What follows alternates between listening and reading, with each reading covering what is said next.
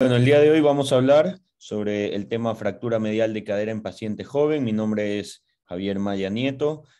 Vamos a presentar este Ateneo en conjunto con el servicio de trauma de miembro inferior. Entonces, para definir primero un paciente joven, estamos hablando que es un paciente menor de 65 años, activo, independiente para las actividades de la vida cotidiana. Es un paciente que, para diferenciarlo de los ancianos, va a tener, cuando presenta la fractura medial de cadera, suelen ser fracturas por traumas de alta energía, en ocasiones suelen ser fracturas comminutas. Hay un pequeño subgrupo de estos que se puede dar por estrés, que son más que todos los pacientes militares que tienen cargas de alto impacto durante sus actividades. Y bueno, podemos tener dos tipos de fracturas, tanto intracapsulares como extracapsulares, en lo cual más nos va a determinar esto acá va a ser las intracapsulares, ya que las extracapsulares van a ser un tratamiento muy similar a la cadera del anciano. Para tener un poquito organizada la cuestión de la vascularización, sabemos que el aporte del extremo proximal del fémur está dado por tres grupos principales. Primero, que es el anillo extracapsular en la base del cuello del fémur. El segundo, que son las ramas ascendentes en la superficie del cuello provenientes del anillo arterial. Y el tercero, que son las arterias que son del ligamento redondo, una de las ramas de la arteria obturatriz. Entonces, dentro del diagnóstico vamos a tener la tríada clásica, la anamnesis, el examen físico, las imágenes.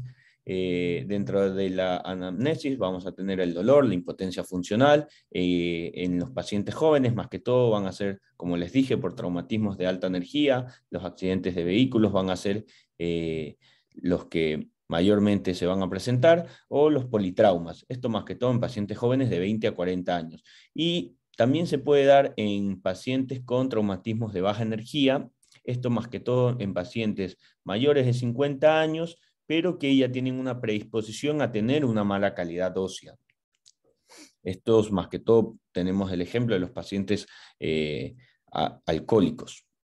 Entonces, en el examen físico puede o no presentar un acortamiento, la rotación externa y el hematoma regional, el dolor a la movilidad de la cadera y a la carga, los estudios de rutina que se suelen pedir, los estudios de imágenes, las radiografías, tanto el frente como el perfil.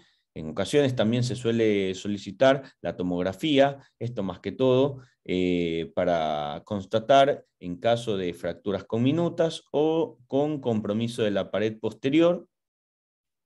Esto ya que nos va a determinar parte del tratamiento y puede llegar a un mayor riesgo de pseudoartrosis. Y la resonancia, más que todo, se llega a utilizar en las fracturas ocultas. Este no es el caso de una cadera joven, pero es un caso que nos representa una fractura oculta. Como les decía, entre las fracturas intracapsulares van a tener que, más que todo, van a comprometer la irrigación de la cabeza femoral. Esto nos va a llevar a ciertas complicaciones, que entre esas a la cabeza va a estar la necrosis vascular ósea, la pseudoartrosis, o eventualmente también puede llevar a una artrosis secuelar. Entre la clasificación de las fracturas vamos a tener la clasificación de Garden, en las cuales vamos a tener la tipo 1, que va a ser la incompleta, no desplazada, o la impactada en valgo. La tipo 2, que es la fractura completa no desplazada. La tipo 3, la completa con desplazamiento menor del 50%. Y la tipo 4, con un desplazamiento mayor del 50%. Él basó su clasificación en la dirección de las trabéculas mediales, desde el cálcar hasta la cúpula de carga de la cabeza del fémur, para indicar el grado de rotación en la radiografía antero-posterior. Esto lo vamos a ver un poquito más acá, que vamos a tener varios tipos de trabéculas o haces, en las cuales vamos a tener el grupo de las trabéculas compresivas, o principales o mediales, que van a estar a nivel del cuello y de la cabeza femoral. Otro grupo de trabéculas compresivas, secundarias, laterales, que son intertrocantéricas, y tenemos un grupo de trabéculas tensiles principales, que van desde la pared lateral hasta la cabeza del fémur. Entre estas se va a formar un triángulo de Ward, que va a ser la zona de menor resistencia que se va a ir formando entre las trabéculas compresivas y las ténsiles. Esto sobre todo conforme va avanzando la edad. Entonces, Garden describió que en las proyecciones antero-posterior se formaba un ángulo entre las trabéculas mediales y la cortical interna, que esta debe medir alrededor de 160 grados.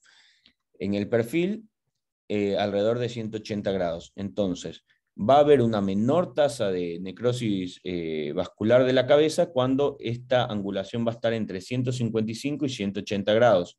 Lo mismo tanto en proyección antero-posterior como en la lateral. Y esto aumentaba hasta un 65% si el ángulo era o menor de 155 o mayor de 180 grados en ambas proyecciones.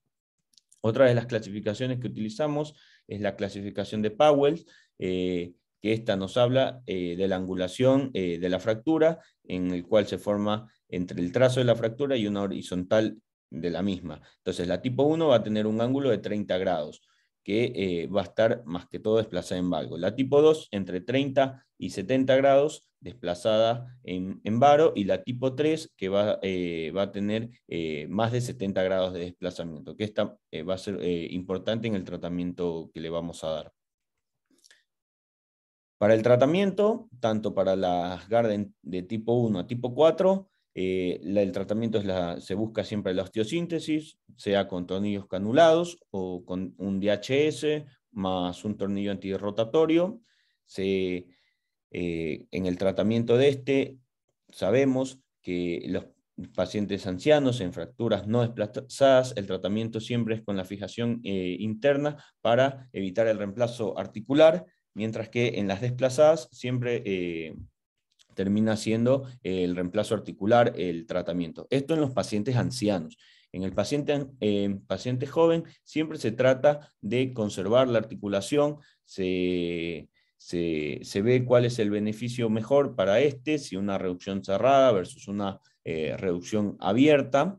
Esto también para evitar las complicaciones. Entonces nosotros tenemos que ver cómo optimizar la fijación para evitar este tipo de complicaciones. Entonces, entre los puntos relevantes que vamos a tener es intentar conservar la cabeza del fémur, así evitar una artroplastía, y las controversias que están en este tema, o la discusión del mismo, es el momento de la cirugía, el método de reducción que vamos a utilizar y el tipo de implante. Un segundito. Ahí. Entonces, los estudios nos demuestran que el pronóstico se va a dar en base al desplazamiento de la fractura, la conminución, la demora de la cirugía, la calidad de la reducción que tengamos y la fijación estable, teniendo en cuenta que las más importantes va a ser cuánto tiempo nosotros nos vamos a demorar en hacer la cirugía, qué tipo de reducción vamos a tener, si es buena, mala, y qué tipo de fijación vamos a tener. Si bien parece no haber un consenso claro, debemos tomar estas fracturas como una urgencia, ya que podemos ver que solo el 40% de estas se catalogan como urgentes.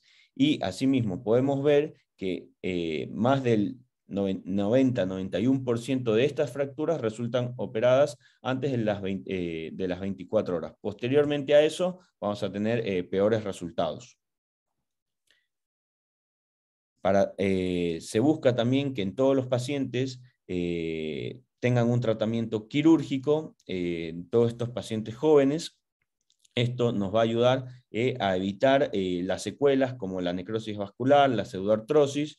La idea es siempre que retomen la actividad previo a la lesión ósea, tener una reducción anatómica, evitando las complicaciones, y tener una fijación estable, preservando el cuello.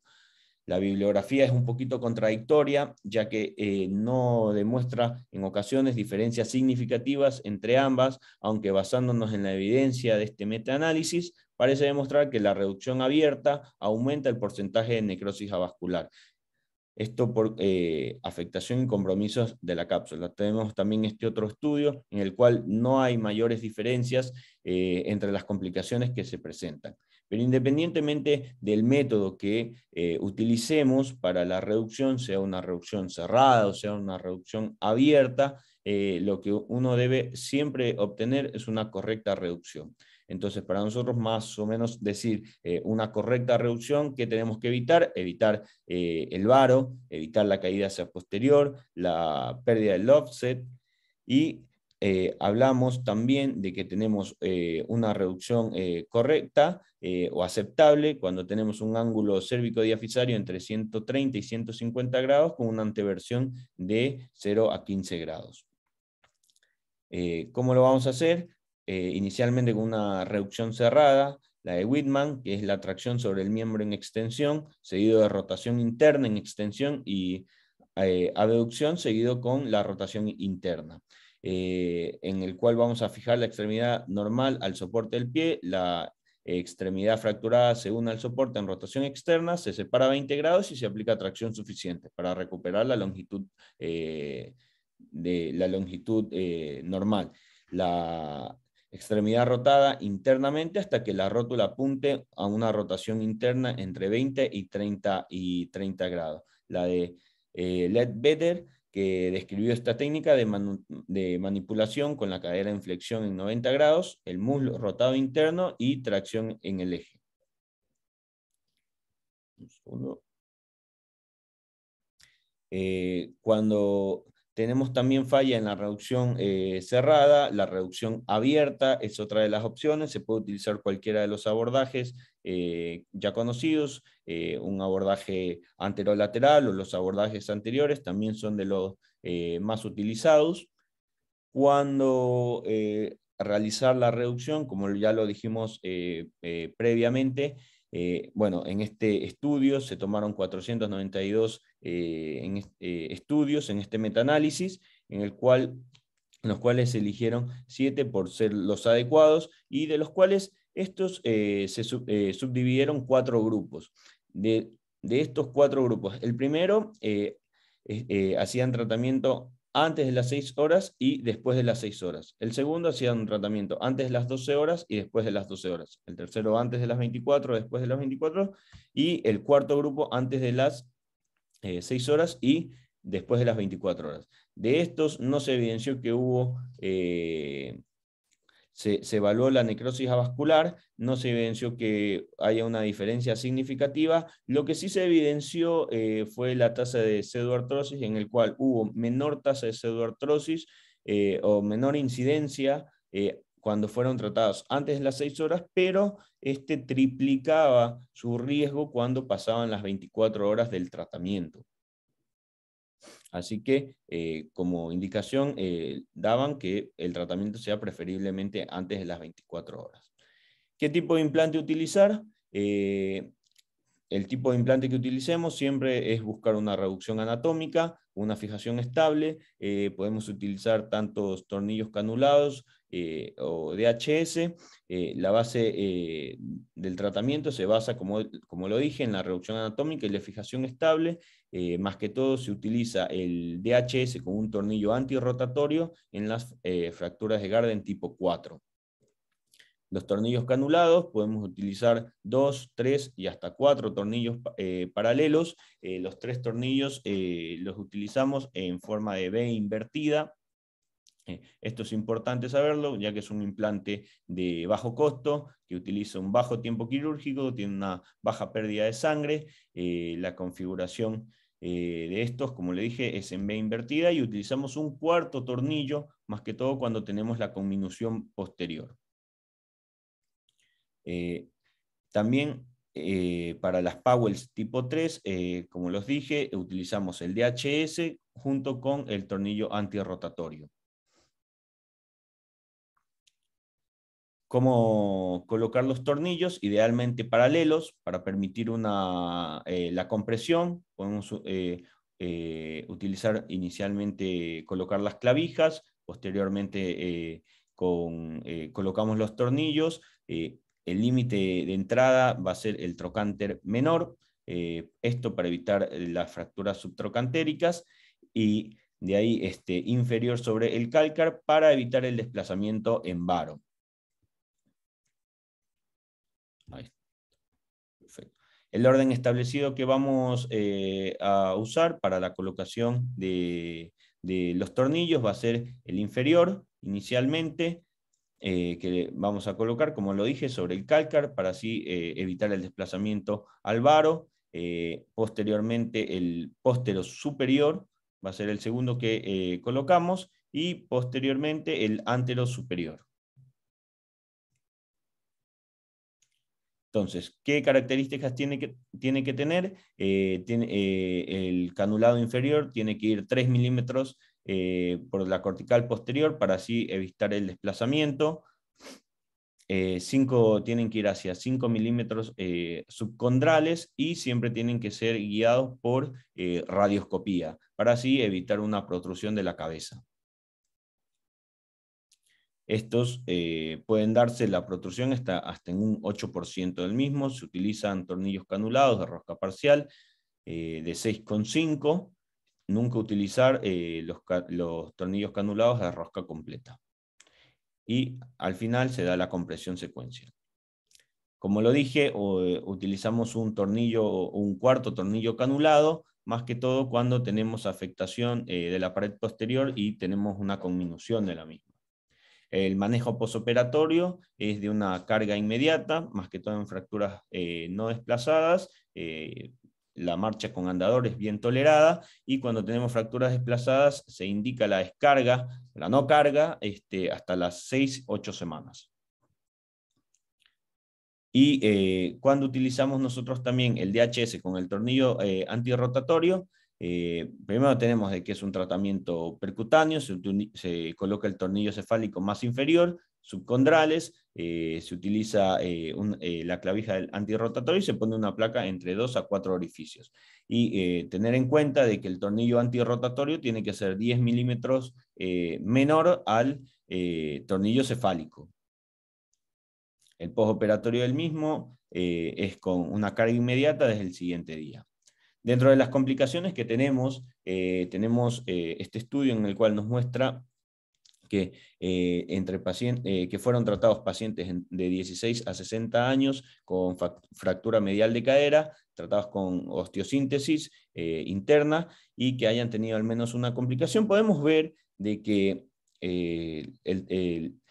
la tasa de complicaciones es bastante alta, va entre el 10% hasta el 28%, dependiendo del tipo de fractura que tengan, de las cuales las complicaciones más frecuentes fueron la necrosis ósea avascular y la pseudoartrosis.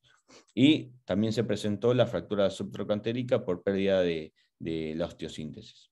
Vamos a presentar estos casos clínicos. Este es un paciente de sexo masculino de 45 años de edad, sin antecedentes clínicos ni quirúrgicos de relevancia. Había presentado una caída de propia altura y presentaba en la radiografía una fractura medial de cadera derecha, una tipo Garden 1. Este paciente había ingresado en horas de la madrugada al centro, y posteriormente se le hizo la osteosíntesis con 2 tornillos canulados ese mismo día. Y este es el postoperatorio a los 6 meses. El paciente evolucionó de buena manera, sin dolor y sin limitaciones.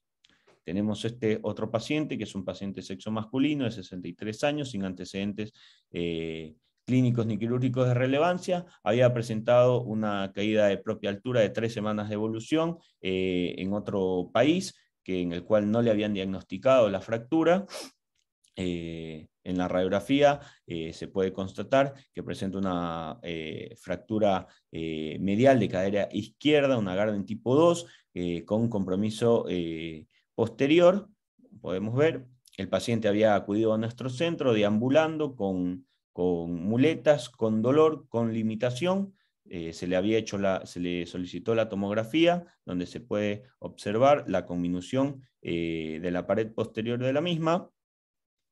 Este paciente se le indicó un tratamiento de artroplastía, el cual el paciente rechazó ese tratamiento debido a que era activo, realizaba actividades físicas, y se optó como un tratamiento de osteosíntesis con 4 tornillos canulados.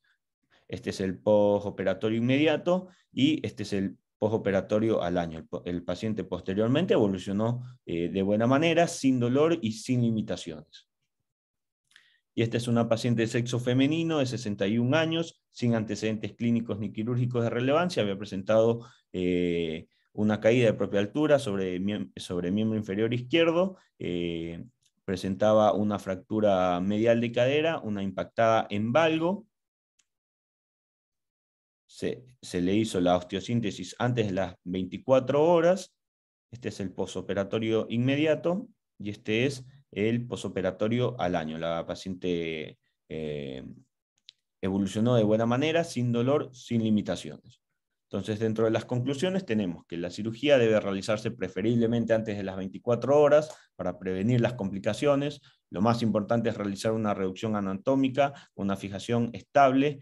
Los resultados tanto con los canulados, como con los tornillos canulados, como con el DHS son similares, y tenemos también como opción colocar un cuarto tornillo canulado cuando tenemos afectación de la pared posterior, y recordar que el DHS junto con el tornillo antirrotatorio está indicado en las fracturas Powell's tipo 3. Muchísimas gracias. Gracias, Javi.